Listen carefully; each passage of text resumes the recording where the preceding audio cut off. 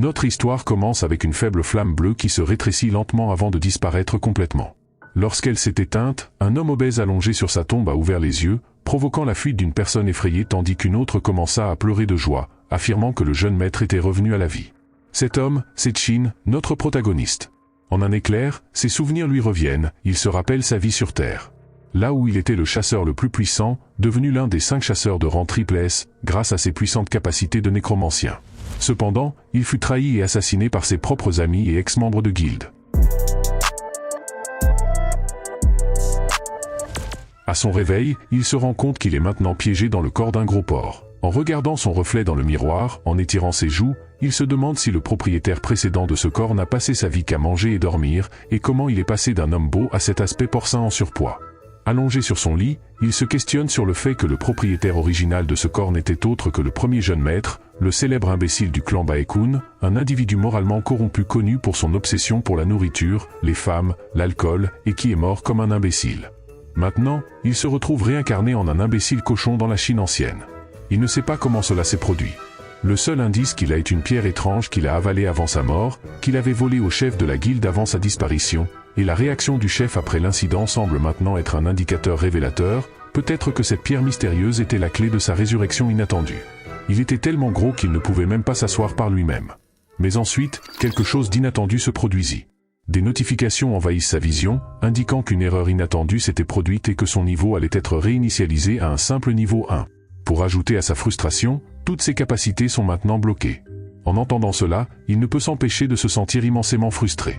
Puis soudain, il commença à sourire après avoir réalisé que dans ce monde, il n'y avait ni monstre ni portail. De plus, il était le premier prince de ce clan, donc il pouvait vivre sa vie paisiblement sans rien faire d'autre que manger, dormir et profiter de la vie confortable qui l'attendait.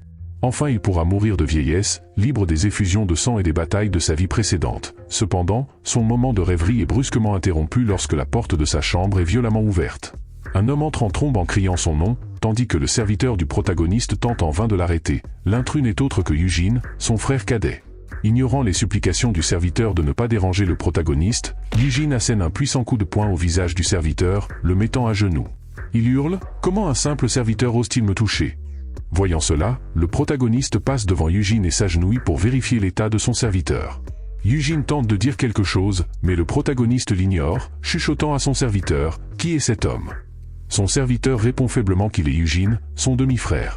Ensuite, un vieil homme entra dans la chambre, demandant au protagoniste s'il avait perdu la mémoire après être revenu à la vie, et demanda à Eugene de pardonner l'impolitesse du protagoniste, car il semble avoir perdu la mémoire. Cet homme est Wun-san, un ancien du clan et l'oncle de Eugene. Le serviteur de Chin le mit en garde de respecter le jeune maître, en l'appelant par son titre de « Seigneur ». Il semblait que le titre de Seigneur était vacant, donc ce type le snobait volontairement. Ayant entendu cette critique du serviteur, il fit semblant de s'excuser sous le regard moqueur de son neveu. Puis ils commencent tous deux à se moquer de Chin en disant qu'il était un gros porc et stupide, et maintenant, il était enfin devenu un gros imbécile. Il commence alors à quitter la pièce. En entendant cela, Chin se met en colère, pensant que même après avoir transmigré, il ne pouvait pas se débarrasser de ce genre de personne. Soudain, il saute en l'air avec son corps gras et en levant son bras, son serviteur observait cela sous le choc, tandis que Chin assène une gifle dévastatrice sur la tête de Eugene, le faisant cracher son âme. Eugene furieux et le visage rouge, hurle à Chin en demandant ce que cela signifiait. Chin répond calmement que c'était une gifle et se demande si Eugene était stupide au point de ne pas comprendre quelque chose d'aussi simple. En colère, Eugene saisit son épée, mais ses mains commencent à trembler alors qu'il ressent l'aura écrasante du protagoniste. Alors que la peur s'installait, Eugene resta figé, trempé de sueur. L'aîné lui dit par télépathie de ne pas faire de scandale car ils avaient une affaire importante à régler. Ils quittèrent la chambre de Chin en disant que Chin avait définitivement perdu la tête. C'est alors que Chin ressentit soudainement une vive douleur à la tête et qu'un flot de souvenirs l'envahit. Dans ses souvenirs, il vit que c'était Eugene qui l'avait empoisonné pendant son sommeil. Eugene l'avait autrefois terriblement malmené, mais le pire, c'est qu'il avait découvert que Eugene couchait avec sa propre fiancée et fut témoin de toutes les autres souffrances qu'il avait endurées. Revenant à ses esprits, son serviteur le regarda avec inquiétude en lui demandant s'il allait bien. Puis, dans un éclair de réalisation, Chin comprit qu'il avait fait quelque chose de terriblement mauvais. Il s'assit dans un coin de la chambre, en se tenant les genoux et en pleurant, réalisant que Eugene avait tué le propriétaire précédent de ce corps, et qu'il venait de le gifler, s'assurant ainsi que Eugene reviendrait pour le tuer encore une fois. Il avait voulu vivre une vie paisible dans ce monde, mais si les choses continuaient ainsi, il devrait de nouveau se salir les mains avec du sang. Lorsque son serviteur lui demanda une nouvelle fois s'il allait bien, Chin, toujours en pleurs, répondit que ce n'était rien et demanda s'il y avait un endroit proche où beaucoup de gens étaient morts. Eugene, de retour dans ses appartements, était dans un accès de colère et brise un vase tout en maudissant Chin pour avoir osé l'insulter. Il voulait maintenant tuer Chin, mais l'aîné le calma en lui assurant qu'il n'avait pas à s'en faire, car il avait déjà pris des dispositions pour cela. À cette annonce, Eugene se mit à rire de manière sinistre. Ce bâtard a eu de la chance la première fois, mais cette fois ce sera un gros cadavre. Plus tard dans la nuit, Chin expliquait que la destination où il se rend est un endroit interdit, un champ de bataille où une méga-guerre a eu lieu il y a des centaines d'années, et qui est parfait pour son entraînement de nécromancien. Dès que Chin atteignit le sommet de la montagne, haletant et s'agrippant à ses genoux tout en maudissant ce corps maudit qui ne pouvait même pas escalader une montagne, il laissa échapper un sourire joyeux, disant que cela valait la peine de souffrir car il pouvait sentir beaucoup de puissants morts vivants. Il s'accroupit à côté des auras lumineuses émanant du sol, qui étaient de couleur rouge, bleue et blanche. Il expliqua qu'étant donné son niveau actuel, il ne pouvait extraire que l'esprit de couleur blanche, qui était le plus faible. Mettant sa main sur le sol, il activa sa compétence d'extraction des morts, une aura jaune commença à s'élever du sol et à entrer dans son corps. Au fur et à mesure que le processus continuait, il commença à ressentir une douleur intense. Il expliqua alors que dans le processus d'absorption de l'esprit mort-vivant, il devait endurer la douleur et l'agonie que la personne avait ressentie au moment de sa mort. Puis il sourit et dit que cette douleur pourrait affecter un nécromancien normal, mais que ce n'était rien pour lui. Après quelques longues heures, le processus était enfin terminé, le système l'informa qu'il avait réussi à extraire du mana des morts. En conséquence, il monta de niveau, atteignant le niveau 2. Il débloqua la compétence d'invocation de mort et vit que sa force, son agilité, sa vitalité et sa magie avaient augmenté de 2 points. Il s'assit ensuite sur le sol pour pouvoir tester l'amélioration de bienvenue qu'il a reçue du système, il se concentra sur la canalisation de son mana. Tandis qu'il le faisait, du sang commença à couler de sa bouche, et il eut l'impression d'être piqué de l'intérieur 1 million de fois. On pouvait l'apercevoir le mana essayer d'entrer dans son cœur, et après un intense effort, il y parvint. L'anneau de mana bleu se forma autour de son cœur, et il débloqua les compétences de contrôle du mana et de cœur de mana. Avec un esprit fier, il expliqua que pour qu'un humain puisse contrôler le mana, il lui fallait un lieu de stockage où il pouvait conserver le mana pour une utilisation ultérieure. La plupart des mages stockent leur mana dans leur cerveau, mais pour les nécromanciens, cette approche est nocive car plus ils utilisent de magie, plus leur esprit se corrompt. C'est pourquoi Chin choisit son cœur comme lieu de stockage du mana. Puis, il se leva avec un sourire fier et tendit la main en murmurant d'une voix « Lève-toi ». Un cercle magique apparut et un squelette armé d'une épée en émergea. Le système l'informa qu'il avait invoqué un squelette de bas niveau. Chin observa son squelette nouvellement invoqué, pensant qu'il n'était pas idéal pour le combat en raison de son faible niveau actuel. Cependant, il pourrait être utile pour la reconnaissance. Il leva 2 doigts indiquant au squelette de lancer une attaque, le squelette commença à brandir son épée, démontrant ses mouvements d'art martial à une vitesse fulgurante. Mais d'après seulement 4 coups, le squelette s'effondra, cela laissa Chin perplexe. Il réalisa bientôt que son mana diminuait bien plus rapidement qu'il ne l'avait prévu. La quantité de mana dans ce monde n'était même pas un dixième de celle sur Terre. Il poussa un soupir, pensant que c'était inévitable, étant donné que ce monde manquait de monstres et de cristaux de mana. Sans plus tarder, il plaça sa main sur le sol en activant sa compétence d'extraction des morts, et continua à extraire du mana partout dans les environs. Quelques jours plus tard, on voit Chin essayer d'entrer dans sa chambre, qui est maintenant gardée. Frustré par la situation, il devine que c'est l'œuvre de Eugene, il pense que s'il possédait une compétence de furtivité, il aurait pu étrangler Eugene sans être remarqué. Chin contourne alors la maison discrètement et tente d'entrer dans sa chambre par la fenêtre, mais il se retrouve coincé à mi-chemin à cause de sa grande taille, maudissant une fois de plus ce corps encombrant. Après de nombreux efforts, il parvient finalement à se faufiler à l'intérieur. Une fois dans la chambre, il aperçoit une ombre dans l'obscurité. Instinctivement, il active un cercle de mana pour se protéger et se déplace instantanément derrière l'ombre, l'attrapant par la bouche. Il est sur le point de lui percer le cou lorsqu'il réalise que l'ombre n'est autre que son propre serviteur, Wang. Chin demanda alors d'un ton sévère ce que Wang faisait dans sa chambre sans son autorisation. Wang, encore essoufflé, s'excusa rapidement mais ne donna aucune explication. Chin commença à soupçonner que Eugene avait peut-être envoyé Wang pour l'espionner. Wang brisa alors le silence, lui demandant avec un visage triste s'il comptait sortir encore une fois. Cette question surprit Chin, qui répondit qu'il ne quittait jamais sa chambre. Cependant, Wang insista sur le fait qu'il avait vu Chin quitter la maison chaque nuit. Cette révélation étonna Chin, mais Wang le rassura en lui disant qu'il n'avait rien dit à personne. Un silence gênant s'installa dans la pièce. Chin réalisa que Wang ne semblait pas mentir. Puis sans prévenir, Wang dit à Chin de le suivre et commença à se déplacer, ce qui augmenta encore la confusion de Chin. Wang conduisit Chin à un vieux hangar délabré. En entrant, il rassura Chin en lui expliquant que ce hangar était rarement utilisé et que personne ne viendrait ici. Qin était toujours perplexe alors que Wang commençait à déplacer une grande boîte. Une fois la boîte déplacée, un grand trou menant à l'extérieur de la maison fut révélé. Wang dit à Qin qu'il pouvait désormais sortir par ce trou sans que les gardes ne le remarquent. Il assura à Qin qu'il ne lui demanderait pas où il allait mais qu'il voulait simplement qu'il reste en sécurité. En entendant cela, Qin se trouva dans un état de doute et de confusion. Si Yujin et l'aîné découvraient qu'il l'avait aidé, Wang ne pourrait pas éviter un destin tragique. Néanmoins, Qin ne pouvait s'empêcher de se demander si c'était un piège tendu par Yujin. Avec une expression sévère, Qin demanda à Wang s'il comprenait la situation précaire dans laquelle il se trouvait. Il ne pouvait faire confiance à personne. Cependant, Qin décida de faire confiance à Wang pour l'instant et lui demanda s'il lui ferait confiance en retour. Le visage de Wang s'illumina d'une expression chaleureuse et joyeuse. Soudain, le visage de Qin prit une apparence inquiétante, ses yeux s'écarquillèrent et il saisit la tête de Wang. Wang était confus, mais avant qu'il ne puisse dire quoi que ce soit, Qin utilisa son sort d'hypnose. Il commença alors à poser ses questions. D'abord, il interrogea Wang sur sa relation avec Yujin. Wang, toujours tremblant, répondit qu'il n'avait aucune relation réelle avec Yujin, sauf que chaque fois que Yujin le voyait, il le battait.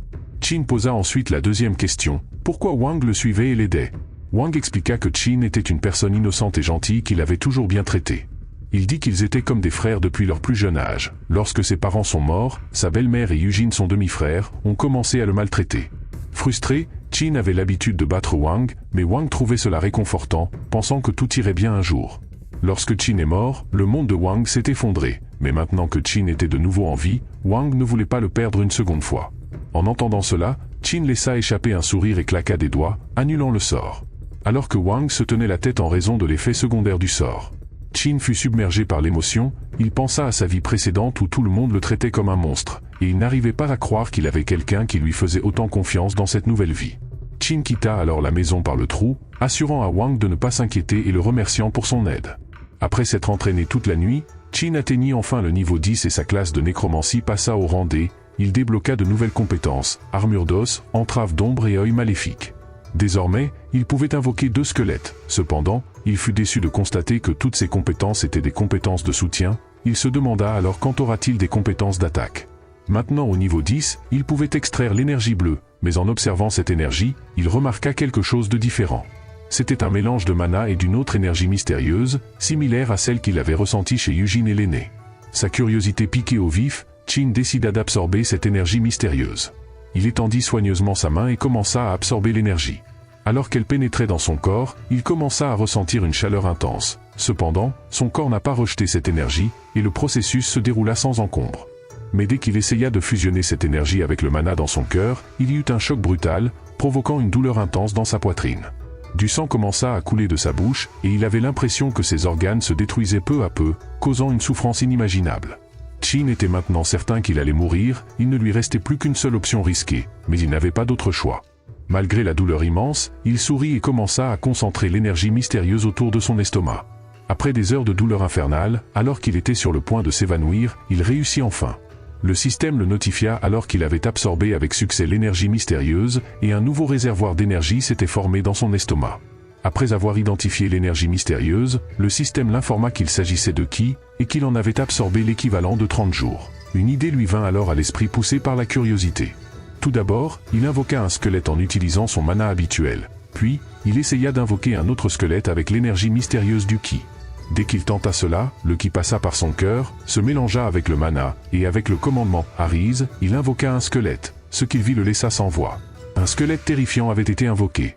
Les 2 invocations se tenaient face à face, avec Qin au milieu qui les observait. Il consulta les statistiques du premier squelette, qui étaient normales, mais lorsqu'il vérifia celles du squelette invoqué avec le Qi, il fut choqué.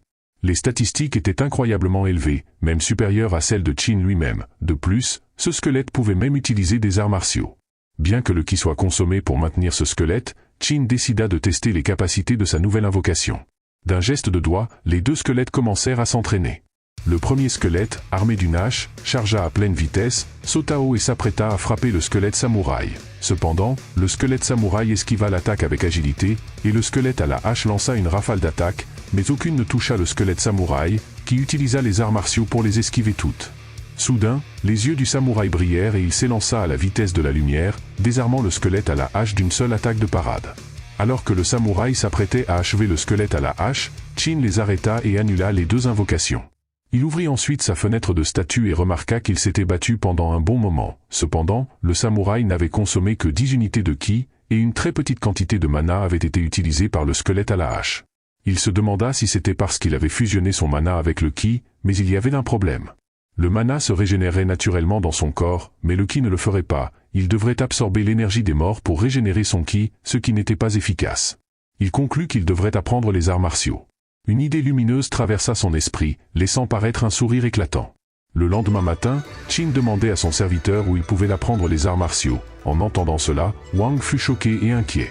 L'homme qui avait passé toute sa vie à dormir et à manger voulait maintenant apprendre les arts martiaux. Il demanda à Qin quel type d'arts martiaux il voulait apprendre. Avec une expression sérieuse, Qin demanda s'il existait un art martial capable d'absorber le ki d'un adversaire. En entendant cela, Wang fut terrifié et supplia Qin de baisser la voix. L'art d'absorber le ki d'un adversaire était considéré comme un art martial démoniaque, et si quelqu'un entendait Qin dire qu'il voulait l'apprendre, il pourrait être exécuté. Il lui dit de ne plus jamais en parler. Pendant ce temps, Qin réfléchissait se disant qu'il se fichait de savoir si c'était un art martial démoniaque ou non, il allait l'apprendre quoi qu'il arrive.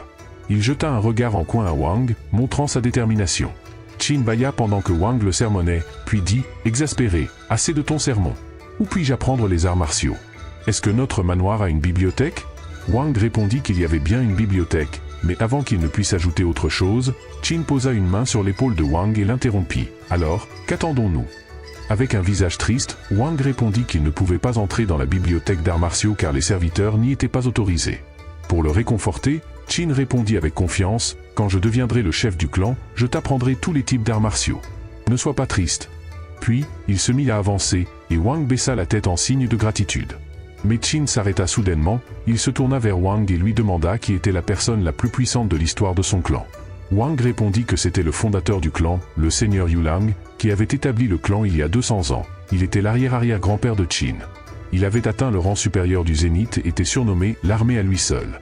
En entendant cela, Qin quitta la pièce et se mit à marcher, profondément plongé dans ses pensées. Selon ses souvenirs, le système de classement de puissance commençait avec les 3 rangs de D, D étant le plus bas, suivi par les rangs de C, puis le rang B, le zénith, et enfin le rang le plus élevé, transcendant. Le squelette qu'il avait invoqué n'était qu'un de 3e rang, pourtant il était incroyablement fort. Il continua à réfléchir avec une expression inquiète, réalisant qu'il devait découvrir la différence de puissance entre un artiste martial de 3e rang et un artiste martial transcendant. Autour de lui, les gens murmuraient sur son changement de comportement. Les gens remarquaient que Qin ne fréquentait plus les bars ni ne poursuivait les femmes comme il en avait l'habitude. Une autre personne répondit en disant qu'il devrait attendre et observer, car le comportement de quelqu'un ne changerait pas si radicalement du jour au lendemain. Ils étaient sûrs qu'il reviendrait bientôt à ses anciennes habitudes. En entendant les murmures, Qin ne se mit pas en colère. Au lieu de cela, il sourit. Après avoir créé le second réservoir de mana et absorbé le ki, ses sens s'étaient aiguisés à tel point qu'il pouvait entendre clairement leur chuchotement. Il était également heureux que sa réputation soit déjà tellement ternie aux yeux de tout le monde qu'elle ne pouvait pas tomber plus bas, ce qui signifiait qu'il pouvait faire ce qu'il voulait, et personne ne dirait rien. Après un certain temps, il arriva à la bibliothèque, qui était gardée par 3 gardes à l'entrée. En voyant Qin approcher, 2 des gardes se demandèrent pourquoi le débauché Qin se dirigeait vers la bibliothèque. Le garde en chef rit de manière moqueuse et parla, « Qu'est-ce qui t'amène ici, jeune maître ?» Irrité, Qin répondit, « Pourquoi quelqu'un vient à la bibliothèque? Évidemment pas pour danser, n'est-ce pas? Je suis venu lire des livres. » Le garde à la moustache répondit, « Je ne pense pas que le livre que tu cherches soit dans cette bibliothèque. » Qin rétorqua, « Et comment sais-tu quel livre je vais lire ?» Alors, le garde à la moustache suggéra en taquinant, « Tu ne chercherais pas un manga interdit. » Il commença à rire. Alors qu'il riait, il se mit à penser avec excitation que s'il insultait ce porc et parvenait à le faire fuir, Yujin pourrait même le promouvoir ou lui donner des récompenses. En entendant la provocation, Qin poussa un soupir déçu et se tint le front. Il commenta qu'il y avait même dans un autre monde ces petits vers qui interféraient dans sa vie sans connaître leur place. Le garde interloqué lui demanda ce qu'il venait de dire, et Qin s'approcha alors soudainement de ce dernier et lui ordonna de se pousser. Le garde fut confus de voir que Qin, habituellement peu affirmé, se comportait de cette manière. Alors que Qin tentait de passer, le garde à la moustache attrapa son épaule, disant qu'il ne pouvait pas entrer. En réponse, Qin lui lança un regard mortel de côté.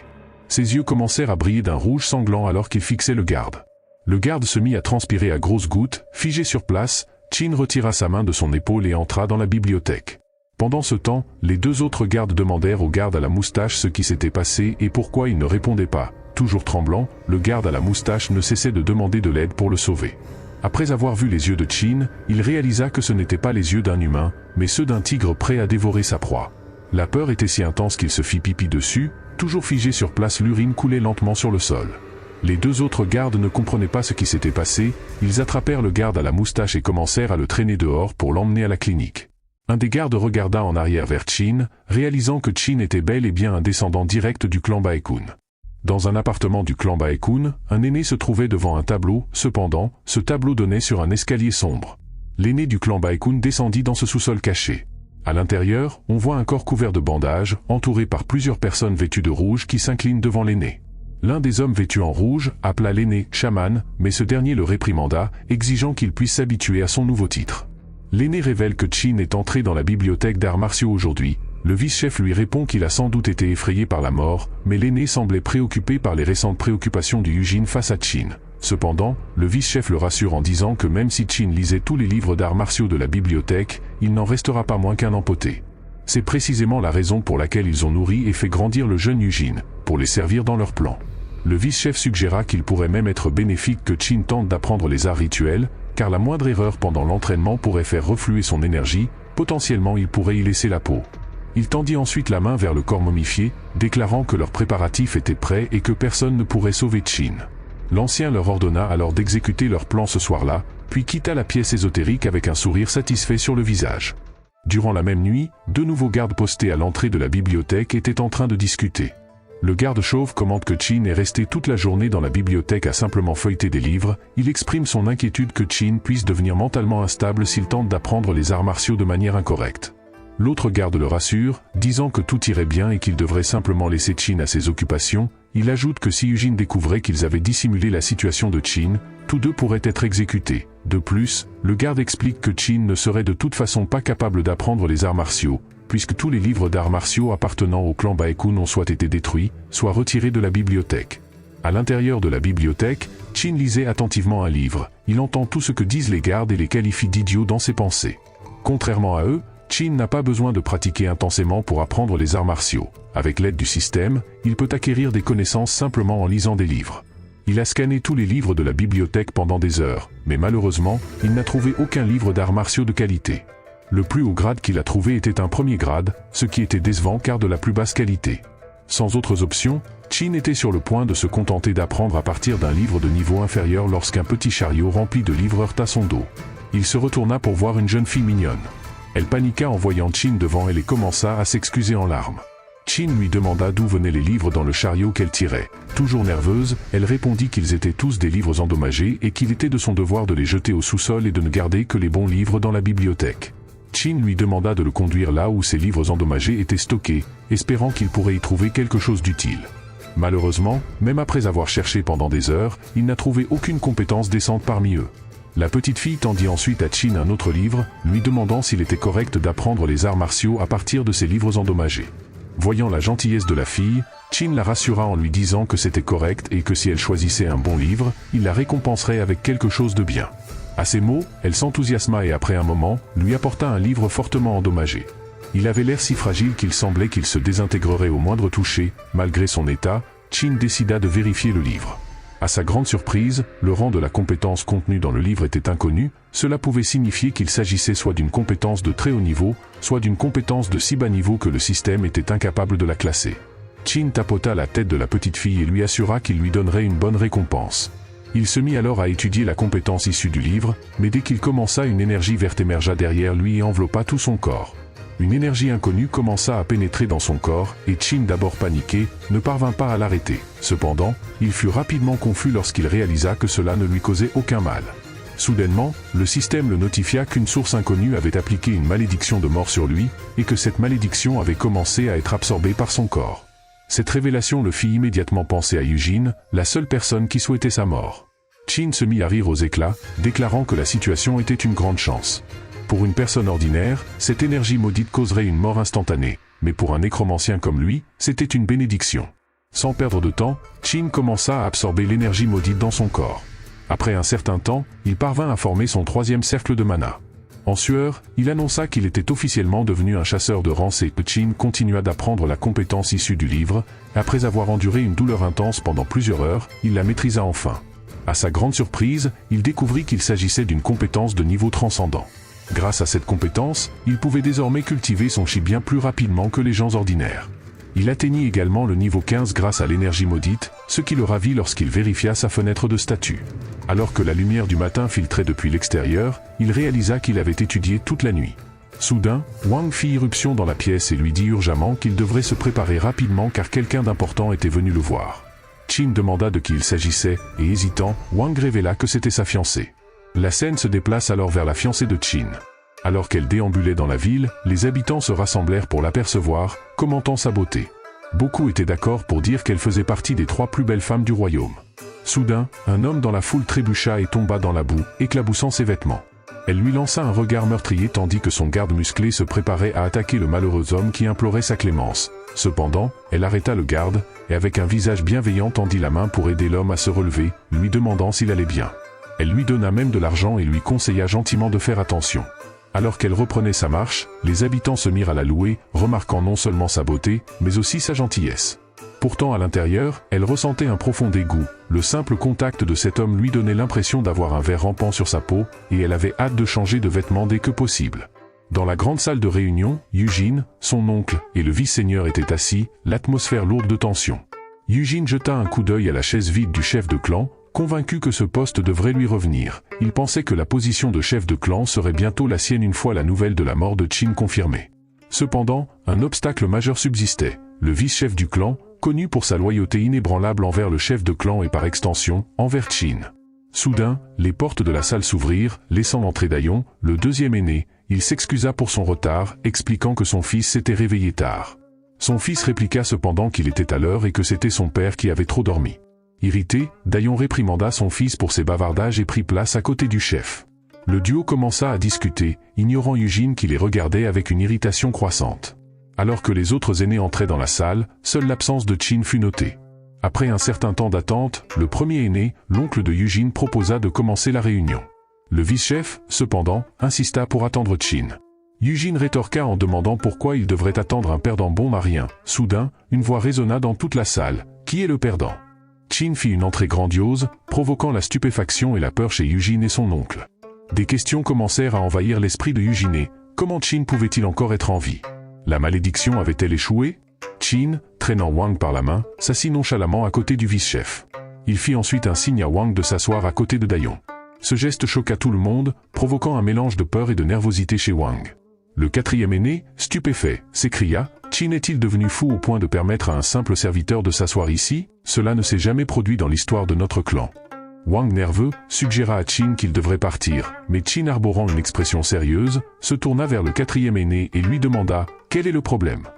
Furieux, le quatrième aîné répondit « Jeune maître, pourquoi diable avez-vous amené ce sale serviteur à notre réunion, et pourquoi lui avez-vous même permis de s'asseoir parmi nous ?» Qin, exhalant une aura puissante, rétorqua d'une voix grave « Ai-je besoin de votre permission pour ce que j'ai le droit de faire ou non ?» Le quatrième aîné recula, stupéfait par l'intensité du regard de Qin. Tout le monde dans la pièce fut également choqué, ce n'était pas le Qin qu'il connaissait. Un silence gênant envahit la salle. Une fois de plus, Qin confronta le quatrième aîné, « Alors, ai-je besoin de votre permission ou non ?» Le quatrième aîné, à la fois effrayé et nerveux, bégaya, « Non, vous n'en avez pas besoin. » Il ne pouvait cacher le tremblement dans sa voix. Pour désamorcer la bombe, Eugene intervint en disant « C'est bon, Qin est encore malade, il a besoin d'avoir un serviteur à proximité. » Le quatrième aîné, toujours nerveux, acquiesça, suggérant que le besoin de Qin pour un serviteur était dû à sa mauvaise santé. Au même moment, l'épouse de Qin arriva dans la salle, en compagnie de son garde musclé et d'autres gardes. Elle s'inclina devant le vice-chef, cependant, son geste fut mal reçu. Il était de coutume que les gardes restent à l'extérieur lors des réunions, mais elle les avait amenés à l'intérieur, ce qui suggérait un manque de confiance et potentiellement une intention hostile. Eugene, en la voyant, la complimenta sur sa beauté, ce qui la fit rougir. Le flirt était évident pour tout le monde dans la pièce.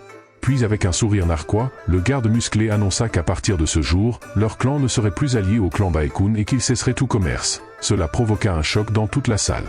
Furieux, Dayon frappa la table de son poing et demanda comment ils pouvaient rompre leur lien de plus de 10 ans, sans aucun avertissement. Le garde musclé expliqua que leur chef de clan ne souhaitait plus s'associer à un clan de 3e classe dépourvu de chef de clan. Eugene intervint alors, prétendant être en détresse, affirmant que tous leurs problèmes provenaient de l'absence d'un chef de clan, taquinant indirectement Qin en insinuant que c'était sa faute. Le garde musclé poursuivit en disant qu'une fois qu'ils auraient résolu leurs problèmes de chef de clan, ils pourraient envisager une nouvelle coopération. Le vice-chef se trouvait maintenant dans une situation délicate. L'absence d'un chef de clan avait affaibli leur clan, ils avaient désespérément besoin du soutien du clan de Gum, mais le choix pour le poste de chef de clan se limitait à Eugene, en qui ils n'avaient pas confiance, et Chin qui était considéré comme un bon à rien. La situation était véritablement désespérée. Le garde musclé commença alors à parler des fiançailles entre Chin et leur jeune maîtresse, mais avant qu'il ne puisse terminer sa phrase, Chin l'interrompit avec un bâillement, annonçant qu'il avait quelque chose à dire à propos des fiançailles. Tous les regards se tournèrent vers lui. Eugene pensa que Chin allait pleurer et supplier pour qu'il ne rompe pas les fiançailles car c'était son premier amour.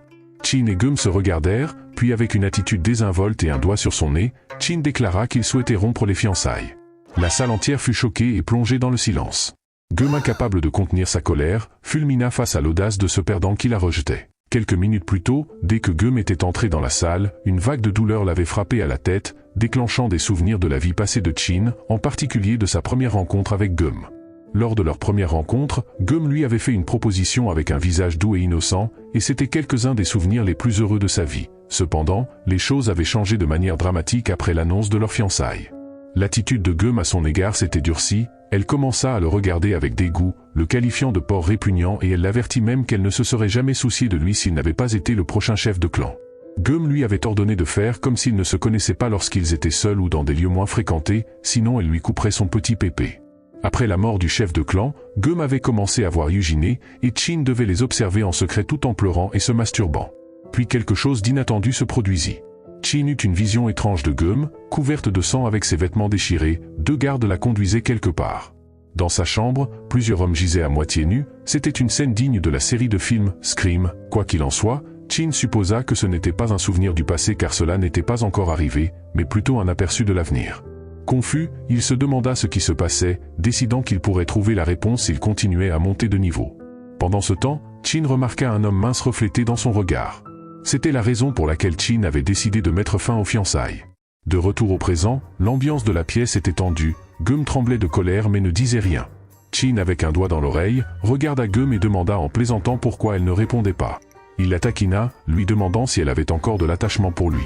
Entendant cela, le garde musclé cria sur Chin exigeant de savoir comment il osait insulter leur jeune dame. De manière inattendue, le deuxième aîné du clan prit la défense de Chin, provoquant une vive dispute. Au milieu du chaos, un Chin perplexe interrogea le deuxième aîné. Il fit remarquer que le clan de Gum était venu ici dans l'intention de rompre leurs fiançailles, et qu'il n'avait fait que le dire en premier. Il ne comprenait donc pas pourquoi son accord causait tant de problèmes. Encore une fois, le garde musclé explosa de colère, insistant sur le fait que ce n'était pas la même chose. Il savait que si la rumeur se répandait que c'était Chin, considéré comme un perdant, qui avait rejeté Gum en premier, le chef de leur clan lui ferait sûrement couper la tête. Le garde musclé, maintenant connu sous le nom d'Ours Noir, devenait de plus en plus en colère. Il commença à émettre une puissante aura, uniquement dirigée vers Chin. Cette énergie intense rendait même la respiration difficile pour Wang. Pourtant, Chin n'était absolument pas perturbé. Confus et frustré, Ours Noir se demandait comment Chin, qu'il considérait comme un perdant, pouvait résister à son aura. Après tout, lui-même était un artiste martial de niveau zénith. Ours Noir intensifia son aura cherchant à submerger Chin, mais de manière inattendue, une aura blanche émergea du vice-chef, annulant celle d'Ours Noir. Il avertit Ours Noir qu'il serait prêt à se battre si c'était une déclaration de guerre. Le vice-chef était désormais entouré d'une intense aura blanche, faisant briller ses yeux. L'Ours Noir, désormais nerveux, réalisa que malgré son âge avancé, le vice-chef restait l'un des 10 meilleurs combattants du royaume. Tentant de désamorcer la situation, l'Ours Noir fit marche arrière sur ses propos. Il prétendit qu'il n'était pas hostile envers tout le clan Baekun, mais qu'il était simplement en colère parce que Chin avait insulté leur jeune maîtresse. Cependant, le vice-chef n'était pas convaincu, sachant que les actions de l'Ours Noir avaient été plus qu'un simple accès de colère. Il avait tenté de tuer Chin. Au milieu de tout cela, Eugene proposa une autre approche. Il fit remarquer qu'à cause de son stupide frère aîné, tout le clan Baekun était sur le point de perdre son alliance avec le clan de Gum. S'ils élisaient un nouveau chef de clan, ils pourraient sécuriser l'alliance à nouveau. Il ajouta que puisque Chin avait initié le conflit, il devrait régler le différend avec l'Ours Noir lors d'un duel. Cette suggestion choqua à la fois le vice-chef et le deuxième aîné. Mais pour Eugene, c'était un plan parfait pour se débarrasser de Chin. Dans son esprit, il imagina qu'un accident inattendu pourrait survenir pendant le duel. L'Ours Noir, intrigué par l'idée, trouva que c'était une bonne solution. Mais en entendant cela, Wang s'y opposa bruyamment, car cela n'avait aucun sens. Comment un duel entre un jeune maître qui n'avait même pas appris les arts martiaux, et un artiste martial de niveau zénith pouvait-il être juste? Le vice-chef et le deuxième aîné exprimèrent leur désaccord, critiquant l'ours noir pour avoir accepté de manière éhontée la demande de duel. L'ours noir, avec un sourire narquois, rétorqua en se moquant: « Le futur chef de clan est-il un lâche au point de fuir ses responsabilités ?» Son ton devint sérieux lorsqu'il ajouta qu'il pourrait épargner Chin s'il se mettait à genoux devant la jeune dame maintenant. Vu la pureté de son cœur, elle pourrait même lui pardonner. En entendant cela, Chin se leva de sa chaise sans dire un mot et commença à marcher vers l'ours noir et Gum. Eugene observait joyeusement, s'attendant à voir Chin s'humilier en suppliant devant tout le monde. Wang, le deuxième aîné et le vice-chef tentèrent d'arrêter Chin, mais il ne s'arrêta pas, se rapprochant de l'ours noir et de Gum. Il surprit tout le monde en les dépassant simplement. Son attitude calme laissa tout le monde dans la salle sous le choc. Il continua à marcher, avançant avec confiance vers le stade de combat en plein air. Chin s'étira, affichant une expression d'agacement. « J'en ai marre de tout votre bavardage inutile, » dit-il en leur tournant le dos.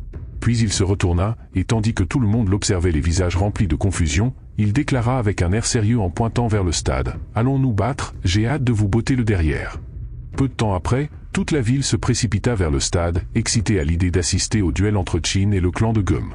Au milieu du chaos, le fils du deuxième aîné argumenta qu'il ne pouvait pas laisser le duel se dérouler, craignant pour la sécurité de Chin. Aucun garde du clan de Gum n'était moins qu'un artiste martial de 3e classe, et il ne pouvait pas risquer que Chin soit gravement blessé. Cependant, le vice-chef n'était pas d'accord. Il soutint que la situation était maintenant publique et qu'ils ne pouvaient pas reculer. S'ils arrêtaient le duel maintenant, la réputation de Chin serait réduite à celle d'un lâche bon à rien. Le deuxième aîné inquiet reconnut que si Chin se désistait maintenant, sa réputation serait ruinée, et la position de chef de clan tomberait inévitablement à Eugene. Pourtant, le vice-chef les rassura en émettant une aura sérieuse. Il affirma avec confiance qu'ils ne devaient pas s'inquiéter, et que si la situation devenait incontrôlable, il interviendrait pour sauver Chin. Cependant, le concerné de ce tumulte s'étirait et bâillait nonchalamment. Le deuxième aîné désespérait, pensant que le vainqueur était déjà décidé avant même le début du combat. Il s'inquiétait des conséquences, sachant que si Chin perdait sa position de futur chef de clan serait en jeu.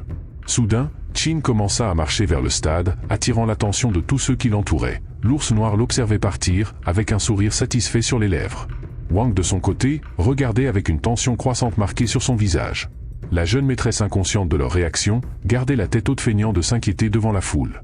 Cependant, Chin remarqua son jeu et ne put s'empêcher de commenter: « Tes talents d'actrice sont très impressionnants, tu mériterais un Oscar tellement tu mens », déclara Chin sarcastiquement, ce qui provoqua l'agitation de la foule. L'ours noir aboya à Chin de se taire, mais le vice-chef rappela rapidement à l'ours noir de ne pas utiliser les arts martiaux pendant le duel.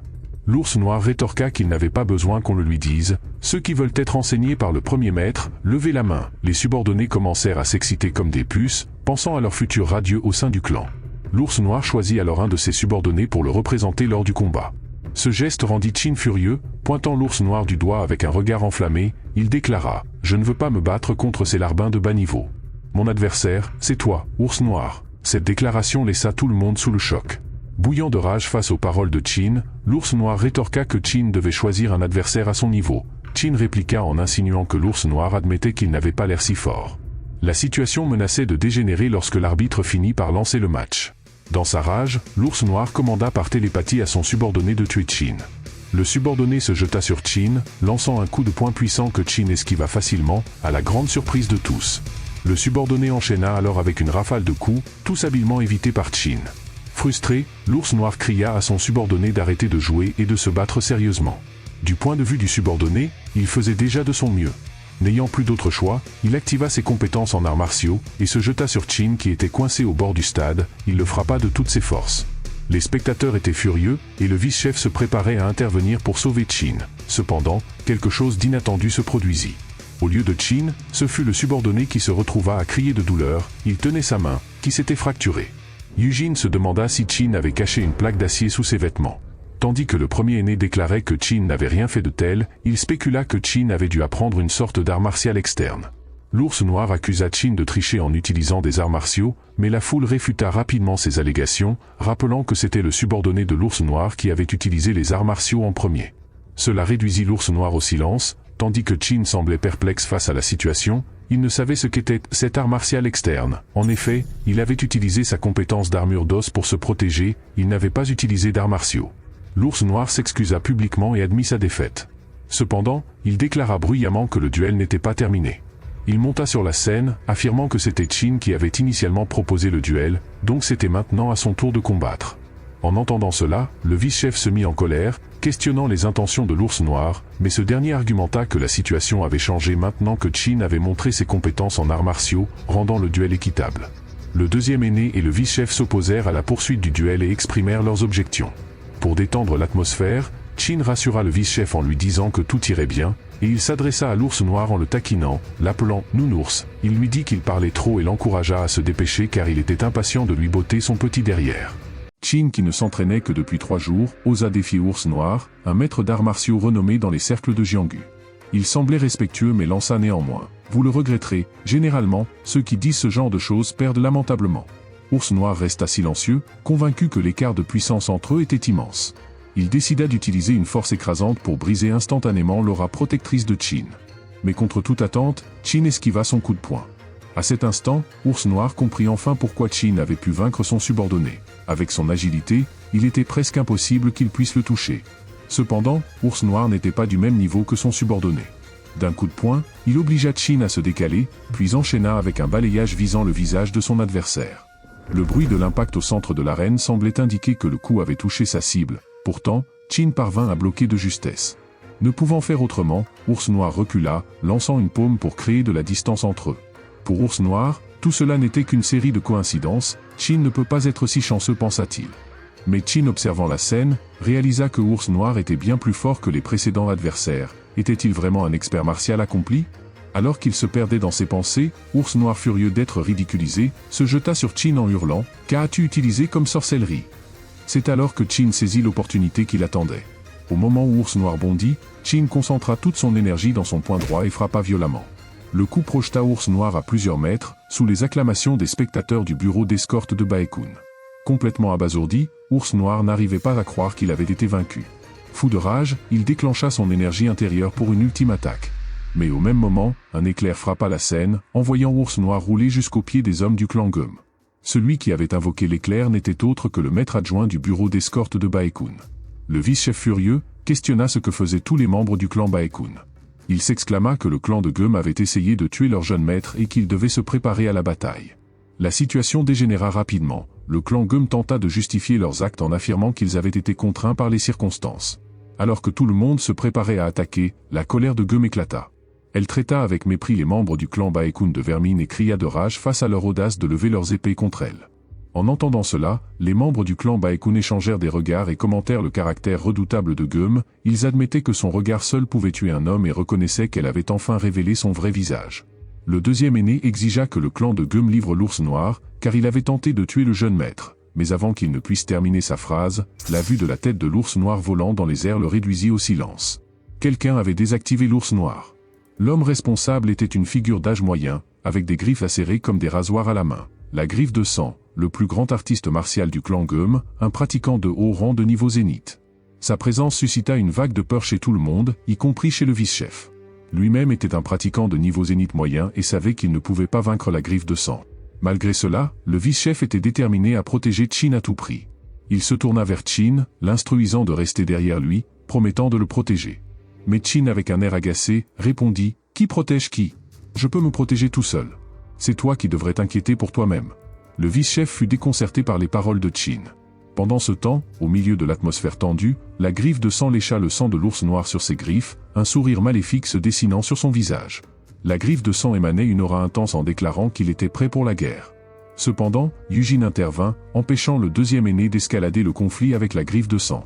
Il argumenta qu'il semblait y avoir un malentendu. Le clan de Gum n'était pas entièrement en faute, expliqua Yujin à la grande surprise de tous. Ils avaient déjà tué l'ours noir, celui qui avait causé les ennuis en premier lieu. De ce fait, ils ne devaient pas déclencher une guerre pour une si petite affaire. Cependant, intérieurement Yujin était en plein tourment. Si quelque chose arrivait à Gum ou à l'un de ses membres de clan, il pourrait révéler son alliance secrète avec Gum.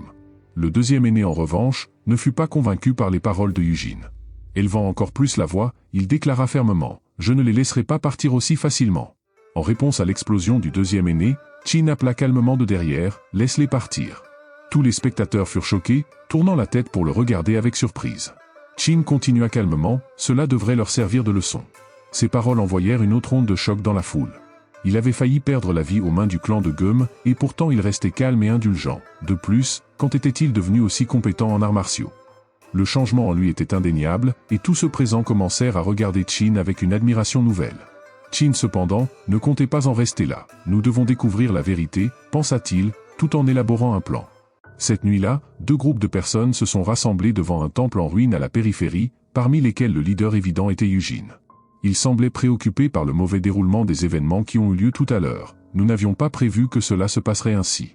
La griffe de sang lui répondit, « Notre côté a déjà tué ce déchet sur place, j'espère que vous pouvez comprendre. Ce plan a déjà échoué, que prévoyez-vous de faire ensuite? Le maître a déjà donné l'ordre, tant que vous êtes d'accord, nous agirons nous-mêmes. Nous agirons dans 7 jours et nous vous aiderons à éliminer les gardes à la porte. » Après le départ des 2 groupes, une ombre est lentement apparue devant le temple en ruine. De l'autre côté, à cause du combat d'aujourd'hui, l'attitude de la faction des nuages clairs envers Qin a beaucoup changé, mais il en était très contrarié. Le suivant de Qin, Wang, l'informa que le maître de la faction des nuages clairs et celui de la faction des nuages blancs demandaient toujours quand il pourrait le rencontrer. De plus, le vice-maître voulait également qu'il enseigne au sein de la faction des nuages clairs. Qin, quant à lui, était lassé de toutes ces sollicitudes. Wang pensait en fait que si le vice-maître de famille n'était pas intervenu, quelque chose de grave serait arrivé tout à l'heure. Cependant Qin ne semblait pas de cet avis, il aurait très bien pu s'en sortir seul face à cette attaque pitoyable. Après le départ de Wang, Qin leva lentement sa main droite. L'ombre qui était apparue dans le temple abandonné se glissa doucement par une fente de la fenêtre. « Voyons voir ce qui s'est réellement passé », déclara-t-il. L'ombre grandit progressivement, rejoignant les événements récents devant Qin. En apprenant qu'une tentative d'assassinat était prévue dans 7 jours, il hésita. Devait-il éliminer Eugene en premier? Mais sans connaître précisément les forces de l'ennemi, il décida de se préparer plutôt que d'agir précipitamment. De toute façon, le plus important était de renforcer ses capacités. Qin se résolut à entreprendre une tâche cruciale. Après une nuit où l'orbe de sang avait absorbé l'énergie de l'ombre, il invoqua un lancier squelette. Celui-ci, désormais au niveau 20, possédait une puissance équivalente à celle des meilleurs guerriers de ce monde. Même seul, un tel squelette aurait suffi à hisser Qin au rang de combattant de classe B dans son monde d'origine. En une journée, il avait réussi à invoquer 5 squelettes de ce niveau. De plus, pendant l'absorption de l'énergie, il avait acquis également un fragment du charisme du roi. Désormais, Qin possédait l'équivalent de 10 ans d'énergie interne, combinant attaque de mêlée et à distance. Bien qu'il envisageât d'apprendre d'autres arts martiaux, il choisit d'abord d'améliorer sa nécromancie au plus haut niveau possible. Compte tenu de l'assassinat imminent, chaque avantage était crucial. Alors que Qin se rendait au tombeau du légendaire Liu Yualan, maître fondateur du clan Baekun et épéiste de renom, il s'étonna de l'éclat clair et translucide émanant de son aura. Contrairement aux énergies sombres habituelles des grands guerriers, celle de Liu Yualan cachait une énigme. Tentant de réveiller cet esprit puissant, Qin échoua, son niveau de nécromancie était insuffisant. Ce détail révélait que Liu Yualan dépassait même les frontières du pouvoir absolu. Alors n'ayant pas les capacités de pouvoir réanimer cet ancêtre extrême puissant, Qin se résolut à chercher une autre tombe d'un grand artiste martial. Mais contre toute attente, le spectre de Liu Yualan choisit de suivre Qin volontairement, réduisant temporairement son niveau pour s'adapter à celui de son maître. En étudiant les compétences de son nouvel allié, Qin découvrit que Liu Yualan maîtrisait des techniques légendaires telles que l'épée du tonnerre et les 12 coups de nuages foudroyants. Ce dernier, au lieu de prêter allégeance à genoux, s'avança calmement pour transmettre son savoir à Qin. « Tu es un garçon intéressant », déclara le fantôme du passé. Une fois que Liu Yualan mit la main sur Qin, une notification apparut. Le guerrier voulait transmettre à son nouveau maître ses 2 valeureuses techniques légendaires. Ce qui mit Qin dans de bons rapports avec son nouvel allié. Le jour de l'affrontement arriva. Griffe de sang et les membres de la maison Geum approchaient du QG de la maison des nuages blancs. La jeune maîtresse Geum, vexée par l'échec précédent, exprima son désir de voir ses ennemis implorer sa clémence après avoir été mutilés. Mais alors qu'ils progressaient, une attaque surprise surgit, des os volants chargés d'énergie les frappèrent. Griffe de sang remarqua immédiatement que ces projectiles provenaient d'une magie noire. Malgré leurs efforts pour se défendre, plusieurs hommes tombèrent sous les assauts répétés. Puis Qin sortit des bois, déclarant « Vous osez parler de trahison et de lâcheté alors que vous avez planifié mon assassinat ?» Bien que déconcertés par la maîtrise des ossements et la puissance de Qin, les assaillants regroupèrent leurs forces. Mais Qin, préparé à cette attaque, invoqua une pluie de lances d'os, neutralisant rapidement les membres de la maison Geum. Face à ce spectacle, Griffe de sang devint convaincu que Qin manipulait des arts démoniaques. Cependant, l'éclat froid de ses os ne laissait aucun doute, il ne leur laisserait aucune chance. Bien qu'ils aient subi quelques pertes, les membres de la famille Geum conservaient une nette supériorité numérique. De plus, le nombre de lances osseuses lancées avait considérablement diminué.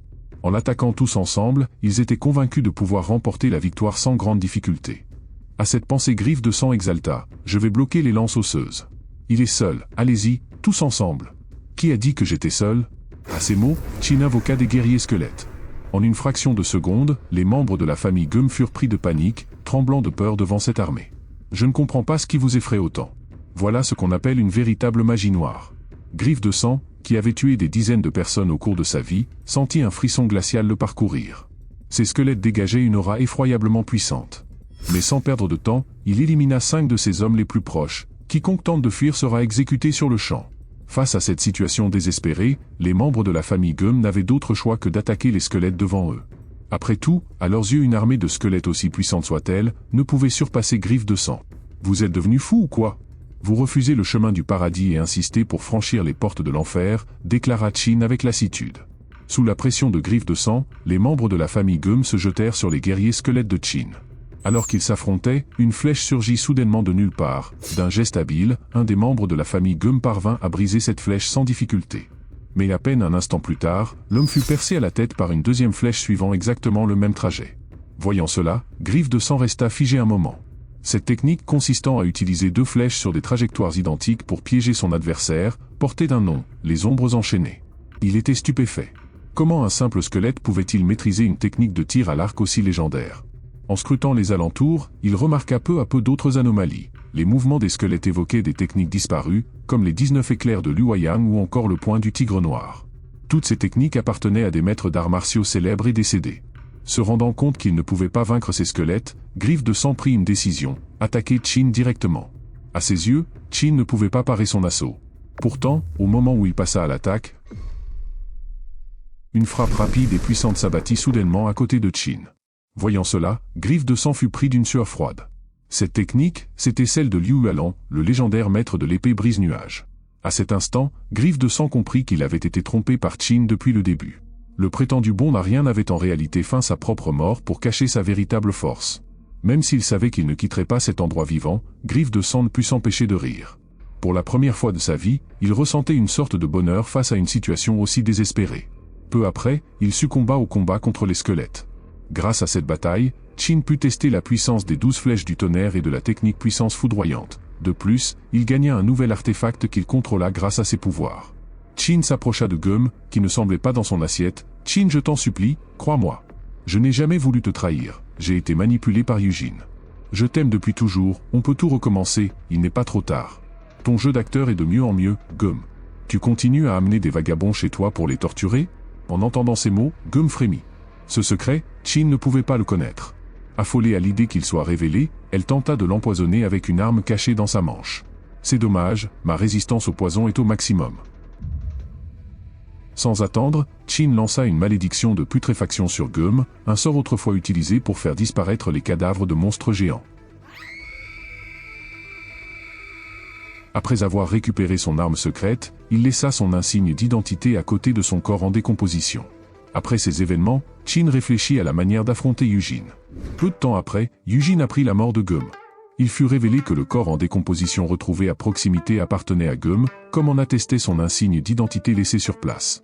Les assassins ne transportent jamais leur identité, ce qui prouvait que tout cela avait été délibérément orchestré. Eugene, comprenant le message implicite, se méfiait. Est-ce un avertissement de Chin?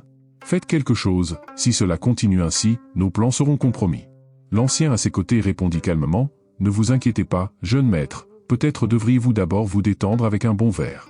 Eugene, surpris par ces mots, resta figé un moment avant de céder. Tu as raison, je crois qu'un bon verre ne me ferait pas de mal. Après son départ, les 2 hommes restants se concertèrent. Peu d'importe qui se dresse sur notre chemin, même si nous devons sacrifier nos vies, nous détruirons Chin. Ils décidèrent alors de mobiliser toutes les forces des démons sanglants souterrains. Une date fut fixée pour une attaque coordonnée visant Chin. Cependant, ils réalisèrent que la résistance de ce dernier aux malédictions s'était accrue, rendant leur sort moins efficace. Pendant ce temps, Wang veillait seul devant la demeure de Chin, désormais un lieu d'agitation après les récents événements. Le jeune maître Chin a dit qu'il ne voulait voir personne. « Rentrez chez vous », répétait-il inlassablement à la foule. Mais Wang était lui aussi préoccupé. Chin lui avait strictement ordonné de maintenir l'illusion qu'il était toujours présent. Il ne devait laisser personne entrer. En réalité, Chin s'était retiré dans une grotte pour s'entraîner aux 12 épées du tonnerre obscur. En observant l'énergie verte familière qui l'entourait, il sourit, comprenant que Eugene et ses alliés étaient dans une colère noire. Cela tombait bien, il avait besoin de renforcer sa puissance. En absorbant cette énergie, Chin acquit des capacités supplémentaires grâce à cette malédiction de haut niveau. Il décida alors d'invoquer Griffe de Sang qu'il venait de vaincre. Cependant, il fut intrigué de constater que contrairement à d'autres squelettes, Griffe de Sang semblait avoir conservé une certaine conscience. Il ordonna de lui enseigner ses techniques d'arts martiaux. À cet instant, une mission liée à la rancune de Griffe de Sang apparut. Pour apprendre ces techniques, Chin devait réaliser le souhait non accompli de Griffe de Sang avant sa mort. Mais ce dernier, toujours rempli de haine, exigea un lourd tribut. Chin devait lui sacrifier un bras. Chin répliqua froidement, « Tu n'as visiblement pas compris ta position. » Il utilisa une compétence terrifiante pour écraser la volonté de Griffe de Sang. « Réfléchis à ta situation avant que je ne te réinvoque. » Sans hésitation, Chin annula l'invocation de Griffe de Sang et convoqua d'autres squelettes. À chaque invocation, le même système de mission se déclenchait. Pour obtenir les compétences des squelettes, il devait satisfaire leurs souhaits. Mais après avoir confirmé cette règle, Chin les renvoya tous. Il savait exactement quelles compétences il souhaitait maîtriser. Après cela, Chin commença à pratiquer les 12 éclairs de foudre. Il remarqua que Liu Hualan n'était pas satisfait de ses progrès. Le corps de Chin était vraiment trop faible, une bonne partie de son corps n'était constituée que de graisse, et son endurance laissait à désirer. Sachant qu'un duel décisif contre Yujin approchait, Chin releva néanmoins son épée. Il concentra l'énergie du Yin, les artefacts célestes de Donga, ainsi que l'aura foudroyante du palais divin de la foudre, pour exécuter la première technique des 12 éclairs de foudre, la puissance des nuages foudroyants. Cependant, sans surprise, l'impact de la technique ne laissa qu'une petite trace sur le sol. Cela ne pouvait pas simplement être attribué à la faiblesse de ce corps. Chin ne comprenait pas pourquoi. C'est à ce moment que Liu Hualan posa soudain sa main sur le dos de Chin. Ses doigts effectuèrent des mouvements précis, mais Chin, bien que curieux, ne posa pas de questions. Une chaleur douce se propagea dans son corps, et Chin comprit que Liu Hualan l'aidait à ouvrir ses méridiens obstrués. Grâce à la maîtrise des arts célestes de Donga, Chin n'avait pas à s'inquiéter des effets secondaires. Ce qu'il devait faire maintenant, c'était s'habituer à la circulation du Qi dans son corps. Tandis que des notifications système successives résonnaient dans son esprit, tous les méridiens de Chin s'ouvrirent complètement. Pendant cette nuit paisible, le vice-chef était dans sa chambre, concentré sur la guérison de ses blessures internes. Celles-ci s'aggravaient de jour en jour, et il n'existait aucun remède connu. Mais le vice-chef savait qu'il ne pouvait pas abandonner, il avait encore beaucoup de choses à accomplir. C'est alors que le chef d'action entra. « Votre état empire chaque jour, probablement à cause de l'excès d'entraînement. » Le vice-chef soupira. « Lors du duel du jeune maître, vous avez encore aggravé vos blessures, n'est-ce pas ?» Il savait que dans ces circonstances, il aurait fait de même. D'action poursuivie, « Le sous-chef est absent depuis 3 jours, cela ne vous inquiète pas ?» Le vice-chef répondit calmement, « Il est temps qu'il devienne indépendant. De plus, cette route nous l'avons empruntée plusieurs fois. » D'action sans qui alors? Avez-vous pris votre décision? Le vice-chef resta silencieux, il s'agissait des affaires inachevées qui le hantaient. Honnêtement, il n'avait pas totalement confiance au jeune maître. Peut-être que son changement récent n'était que temporaire, et sans réelle force, il serait difficile pour lui de maintenir sa position de chef. Pourtant, l'enthousiasme et la détermination que Chin avait montré récemment donnaient à l'ancien un étrange sentiment d'espoir. En lui, il voyait des bribes d'un passé glorieux que la maison Baekun semblait avoir oublié. À ce moment précis, Chin entra dans la pièce. « Tiens, vous êtes tous ici. » Tous deux s'inclinèrent respectueusement. « Salutations, jeune maître. Pourquoi ne pas nous avoir prévenus? Nous aurions préparé des desserts. » Chin répondit avec désinvolture. « Pas la peine, je n'aime plus les choses sucrées.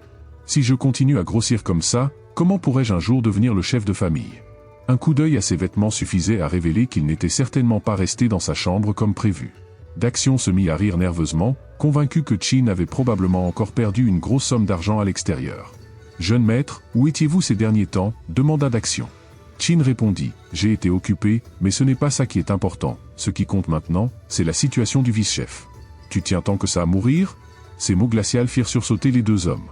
Chin poursuivit avec un ton plus grave, « Arrête de jouer avec ta chance, sinon, tu risques de ne pas voir le lever du soleil demain. » Le vice-chef, bien conscient de la gravité de sa situation, répondit doucement, « Ce n'est rien, jeune maître, je peux encore tenir un moment. » Chin, visiblement agacé, le coupa, « Ne raconte pas de bêtises, ton qui est aussi sec qu'un arbre mort. » D'action, choqué par l'audace des propos de Chin, s'exclama, « Jeune maître, vous dépassez les bornes. » Chin cependant, resta impassible, « Si je n'étais pas venu aujourd'hui, croyez-vous vraiment qu'il aurait survécu jusqu'à demain?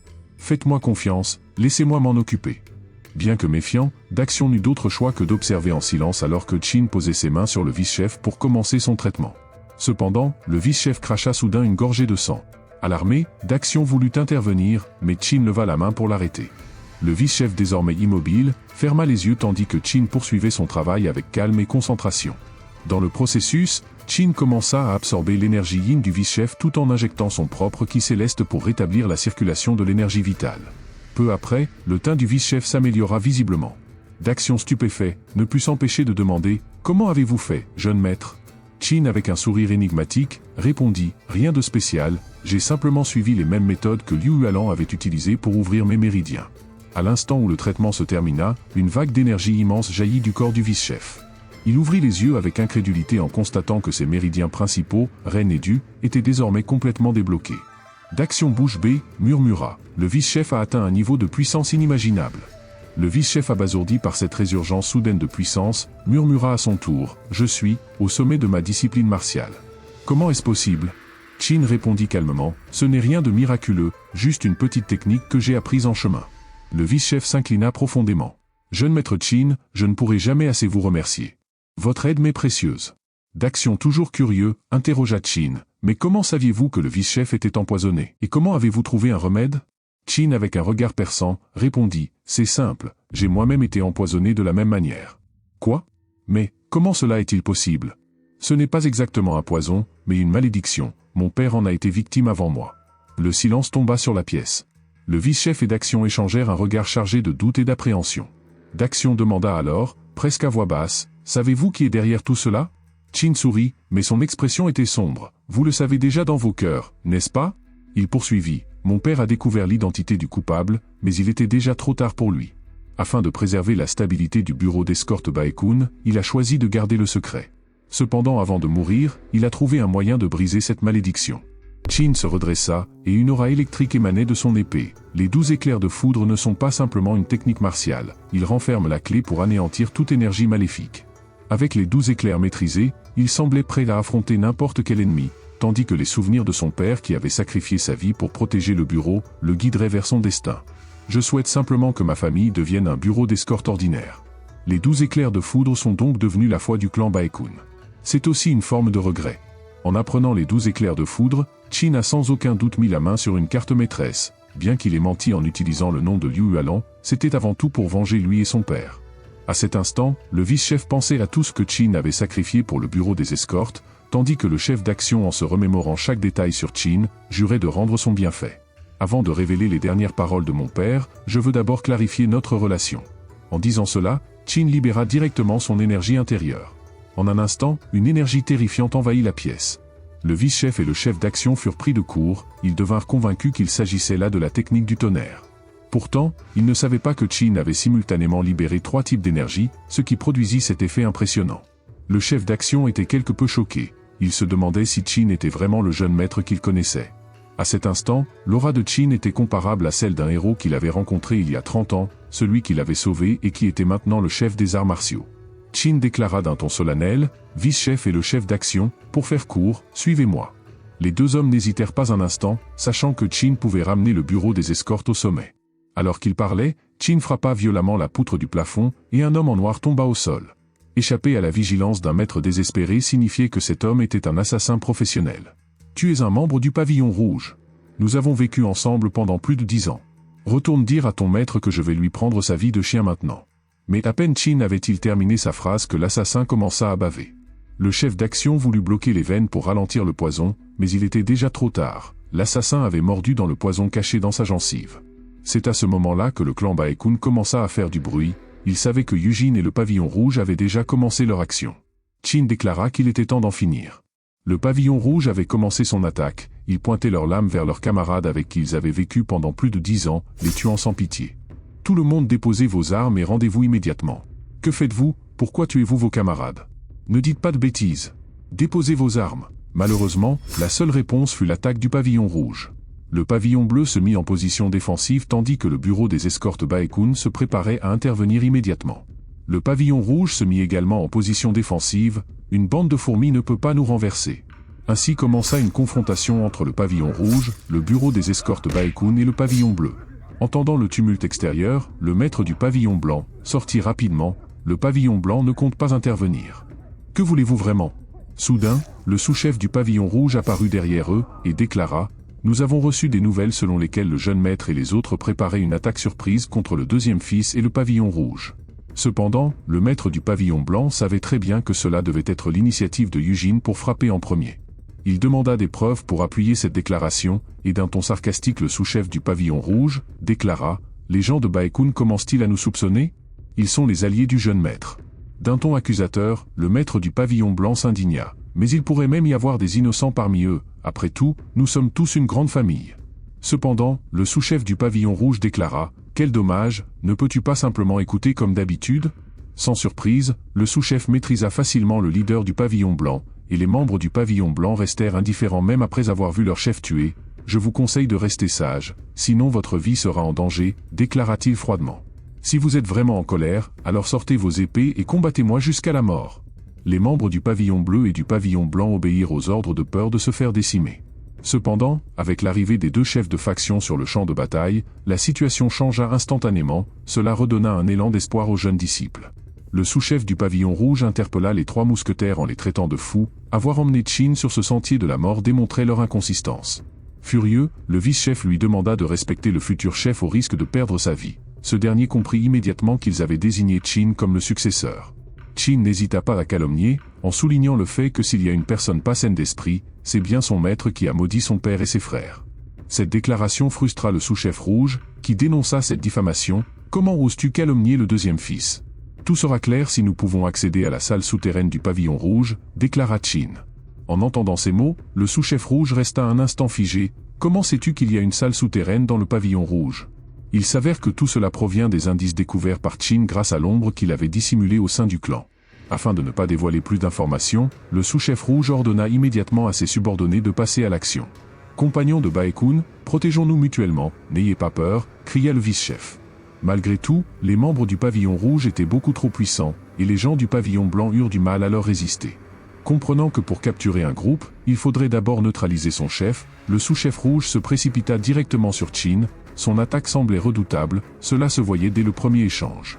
Le sous-chef rouge comprit rapidement que Chin se trouvait dans une impasse, et que l'accroissement constant d'énergie sombre dans son corps le condamnerait à une mort certaine lors de sa prochaine attaque.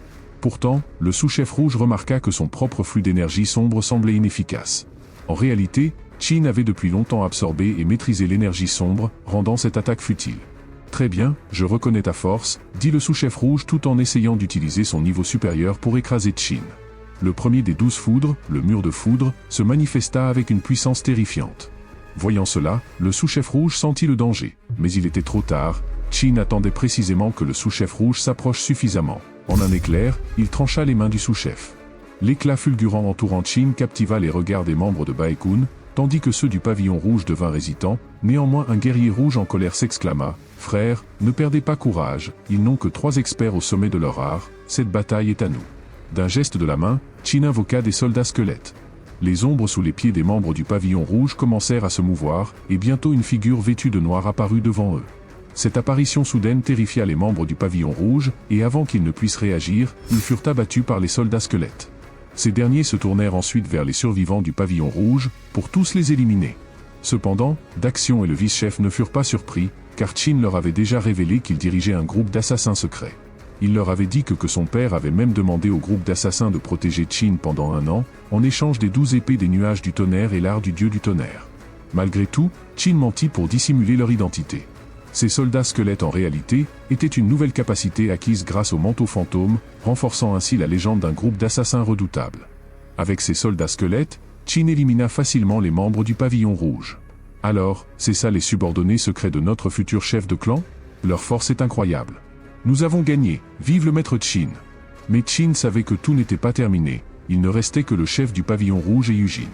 En les poursuivant vers le pavillon rouge, Chin et ses hommes furent soudainement séparés par une épaisse brume. Il supposa que le chef du pavillon rouge avait installé des dispositifs dans cette zone. Isolé, Chin pouvait désormais utiliser la nécromancie à sa guise. Selon lui, le chef rouge cherchait simplement sa propre perte. Pendant ce temps, le chef du pavillon rouge constata qu'à l'extérieur toutes les forces envoyées disparaissaient mystérieusement, y compris le sous-chef rouge. Comment cela peut-il arriver, se demanda-t-il déconcerté. Son plan, qu'il jugeait parfait, semblait pourtant échouer. Il prévoyait de contrôler Baekun et par leur intermédiaire, infiltrer la haute sphère diplomatique. La seule variable qui avait échappé à son contrôle était le premier jeune maître Chin. Le chef rouge frustré, décida que le seul moyen était d'éliminer tous les membres de Baekun et de brûler leurs installations. Pour lui, il n'était pas encore temps de révéler l'existence de son groupe secret. C'est alors que Chin apparut. « Vous êtes complètement fou, et vous dépassez les bornes. Que voulez-vous, au juste ?» À cela le chef répondit, « Faisons un marché. » Je te fais devenir chef de famille, et dans 3 mois, Baekun deviendra la plus puissante de tous Zhejiang. Mais pour cela, tu dois prouver ta loyauté en tuant tous les autres membres du clan. Sans hésiter, le chef rouge lança une épée au pied de Qin, mais ce dernier la renvoya d'un simple geste d'insolent qu'il est, espèce de vieillard bavard et insupportable. Ce dernier lança avec colère, « Tu crois vraiment pouvoir me vaincre avec les techniques de tes ancêtres? Je vais te montrer ce qu'est une vraie puissance. » Le chef rouge rassembla ses mains, libérant une onde sonore étrange qui se propagea dans la salle. Intrigué, Qin invoqua ses guerriers squelettes. Les cadavres dans la pièce revinrent à la vie sous forme de zombies, et une bataille acharnée éclata entre les zombies du chef rouge et les squelettes de Qin. Bien que le chef rouge fût impressionné par les techniques occultes de Qin, il restait convaincu de la supériorité de ces zombies, chacun étant d'un niveau exceptionnel, pouvait les exterminer en un rien de temps. Pourtant, Qin gardait son sang-froid, suspectant que le chef rouge cherchait à gagner du temps pour activer une capacité plus redoutable. Sous la formation en bas, Qin eut soudain une idée pour en finir une fois pour toutes. Il libéra toute sa puissance intérieure d'un coup. Grâce à l'atteinte du 6e cercle des étoiles Yin, il maîtrisait maintenant la technique explosion de cadavres. Les zombies contrôlés par le chef rouge commencèrent immédiatement à gonfler, une énorme explosion retentit, réduisant le pavillon rouge en un champ de ruines. Au milieu de ce chaos, les guerriers squelettes invoqués par Qin formèrent un bouclier rond en s'agrippant les uns aux autres, absorbant l'impact de l'explosion et protégeant ainsi Qin. Celui-ci en sortit indemne. Qin était certain que le chef rouge s'en sortirait aussi, car la force qu'il utilisait était identique à celle de ses autres de sa vie antérieure. À ce moment précis, la terre se mit à trembler violemment. Le chef rouge surgit des décombres, intact comme Qin l'avait prévu. « Maître Qin, je dois avouer que votre pouvoir me dépasse totalement, » dit le chef rouge. « Quel dommage que vous ne compreniez pas la véritable puissance qu'on obtient en servant le Seigneur Démon. » À peine avait-il terminé sa phrase que son regard se figea, surpris. Au loin, Qin se tenait lui aussi debout au milieu des ruines, parfaitement indemne. « C'est ça, la force sans Dieu dont tu parlais » s'exclama le chef rouge mi-amusé, mi-déconcerté. Malgré sa surprise, il ne comprenait pas pourquoi Qin ne montrait aucun signe de peur. Convaincu de sa propre supériorité, le chef rouge décida de capturer le vivant. De l'autre côté, Qin semblait intrigué par les changements du chef rouge, ce n'est ni une mutation parasitaire ni une transformation due à une force corrompue, marmonna-t-il, pas la peine de trop réfléchir. Je vais d'abord te botter les fesses, on verra ensuite. Dès ces mots prononcés, les pupilles du chef rouge se contractèrent brusquement. Il ne savait pas pourquoi, mais il ressentit une étrange crainte face à ce jeune homme. « Regarde bien » cria le chef rouge, « c'est la force que le Seigneur Démon m'a accordée. » Avant qu'il ne termine, le chef rouge disparut de la vue de Qin sous forme particulière. Pourtant, Qin ne sembla pas perturbé. Fixant intensément l'endroit où ce dernier avait disparu, il semblait attendre quelque chose. Soudain, Qin se retourna brusquement et lança une attaque de mur d'os derrière lui. Même si rien n'était visible à l'œil nu, ses os en forme de pointe étaient maculés de sang. Le chef rouge réapparut peu après, son bras transpercé par les os de Qin. « Impossible » s'exclama le chef rouge furieux et incrédule. Il tenta de répéter son attaque, convaincu que ce n'était qu'un coup de chance. Mais chaque fois qu'il réapparaissait pour attaquer, Qin semblait anticiper ses mouvements. « Qu'est-ce que le maître du pavillon fait ici » ironisa Qin. « Pourquoi sauter volontairement sur mes pointes osseuses ? Dommage, si tu avais été un peu plus près, je t'aurais transformé en passoire. » Le chef rouge était abasourdi. « Comment fais-tu » grogna-t-il. « Simple » répondit Qin avec un sourire narquois, « le sort de disparition de premier niveau crée un léger trouble de mana au point d'arriver. Il m'a suffi de frapper à cet endroit. » « Comment oses-tu insulter le pouvoir que m'a accordé le Seigneur Démon » s'indigna le chef rouge, fou de rage. Avec un geste brusque, son sang se transforma en dards ensanglantés, qui fusèrent à grande vitesse vers Qin. Le chef rouge était persuadé que cette attaque viderait instantanément Qin de son sang. Mais à sa grande surprise, un bouclier invisible bloqua les dards avant qu'ils n'atteignent leur cible. Aucun sang ne coulait. « C'est ça, ma barrière d'âme » expliqua calmement Qin, une technique parfaite contre les attaques magiques. Le chef rouge, quant à lui, y voyait une habileté réservée aux plus grands épéistes. Déterminé à ne pas abandonner, il dirigea ses attaques vers les subordonnés de Qin, espérant drainer leur sang pour se soigner. Cependant, aucun effet. « C'est impossible, pourquoi ça ne marche pas » murmura-t-il. C'était évident, ces hommes en noir n'étaient autres que les guerriers squelettes invoqués par Qin. Ils n'avaient ni chair ni sang. Le chef rouge comprit qu'il était en mauvaise posture, quand une énergie dorée commença à s'émaner des guerriers en noir. Après une frappe tranchante, un condensé d'énergie commença à se diriger vers le chef rouge. Sans hésiter, il tenta de fuir. Mais au moment où il disparut, Qin donna l'ordre de l'arrêter, d'une frappe précise. Lorsque le chef rouge réapparut, son corps était déjà touché. Qin observait stupéfait la force terrifiante de son squelette. Comment a-t-il pu déterminer avec précision sa trajectoire ? Qin n'aurait jamais imaginé que dans ce monde, une personne puisse posséder une force aussi terrifiante. On dirait que ta puissance n'était qu'un emprunt temporaire, Lorsque l'hôte est sur le point de mourir, cette force finit par le dévorer lui-même. Si dès le départ tu avais utilisé tes arts martiaux contre moi, tu aurais peut-être eu une infime chance, mais en t'appuyant sur la force de ces êtres devant moi, tu n'as fait que précipiter ta mort. Étant aux portes de la mort, le chef rouge répondit, « Espèce de gros lard, que veux-tu vraiment dire? Ne fais pas semblant de ne pas savoir. Disparition, traces de sang, pouvoir vampirique, tout cela pointe vers lui, explique-moi pourquoi peux-tu utiliser le pouvoir du Seigneur Vampire? » Le Seigneur Vampire, capable d'amplifier sa puissance grâce au sang et de réduire en esclavage les humains qu'il avait mordus, était classé parmi les calamités. Il était l'un des monstres les plus difficiles à affronter. Mais pour Qin, ce n'était qu'un adversaire destiné à tuer le temps, car aucun des pouvoirs du Seigneur Vampire ne fonctionnait sur lui. C'est grâce à ces précieuses expériences que Qin avait compris que le chef rouge utilisait bien la force du Seigneur Vampire. Pourtant dans le monde de sa vie antérieure, les humains ne pouvaient pas utiliser les pouvoirs des monstres.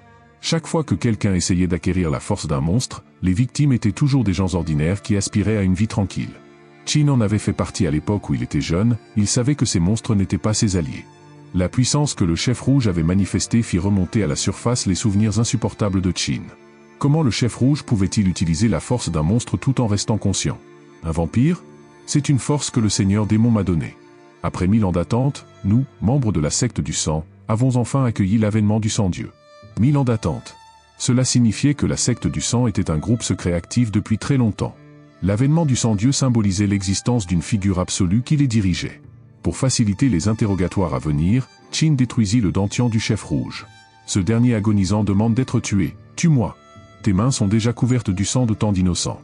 Ce que tu me fais subir est encore bien loin d'être suffisant. » À ce moment-là, Qin remarqua quelque chose d'anormal sur le visage du chef rouge. Sans hésiter, il arracha le masque de peau humaine qui le recouvrait. Lorsqu'il vit enfin le vrai visage du chef rouge, des souvenirs de l'ancien propriétaire du corps lui revinrent en pleine force. Cela faisait longtemps, jeune maître, avant ta mort, tu n'étais qu'un incapable. Mais après ton exhumation, tu es devenu utile. Tu deviendras unique et tu serviras fidèlement la secte du sang, mon cher pantin. Qin ressentit la douleur du jeune maître, semblable à celle qu'il avait éprouvée lors des illusions de Gum. Cela confirmait ses soupçons. Avant que Qin ne prenne possession de ce corps, le jeune maître avait mené une vie secrète après sa mort. Ses visions de souvenirs du futur étaient des fragments de cette période oubliée. Alors il demanda plus d'informations concernant la secte du sang. Soudain, un liquide venimeux commença à jaillir des orifices du chef rouge. Qin comprit qu'un expert avait placé une restriction sur lui. Il ne s'attendait pas à ce que des maîtres de ce niveau existent encore dans ce monde. Après la mort du chef rouge, Qin reçut une grande quantité de récompenses. Mais une question demeurait, pourquoi le système avait-il classé le chef rouge comme un monstre? Et qui étaient ces mystérieux membres de la secte du sang?